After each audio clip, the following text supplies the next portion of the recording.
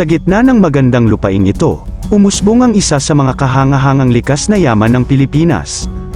Ito ay ang Chocolate Hills. Ang Chocolate Hills ay isang natatanging pormasyon ng lupa na hugis ko na burol.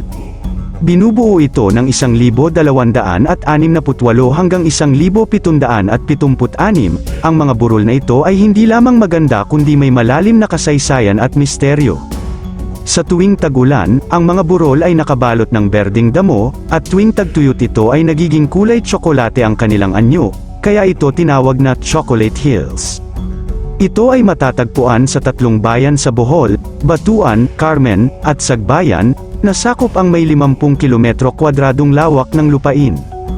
May mga teorya hinggil sa pinagmulan ng mga burol, kabilang ang posibilidad na dulot ng paggalaw ng bulkan sa ilalim ng lupa o pagkasira ng dagat apog o marine limestone, at dahil sa malawakang pagbabago ng kalupaan, bukod sa mga paliwanag na ito, may mga alamat din, na ito raw ay bunga ng mga luha ng isang malupit na higanti na nagngangalang Arogo.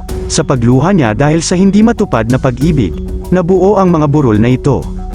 Noong ika-18 ng Hunyo taong 1988, idineklara ng National Committee on Geological Sciences ang Chocolate Hills bilang ikatlong pambansang monumentong heolohiko dahil sa kakaibang katangian nito, kahalagahan sa siyentipikong pananaliksik, at potensyal na atraksyon sa turismo.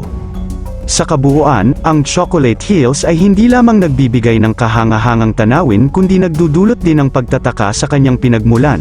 Ang likas na yaman ng bansa ay patuloy na nagbibigay inspirasyon at pag-asa para sa mga susunod na henerasyon. Sa pagtatapos ng video na ito, nais ko lamang magpasalamat, naway nadagdagan ang inyong kaalaman at pagpapahalaga sa kakaibang anyo ng kalikasan. Hanggang sa susunod.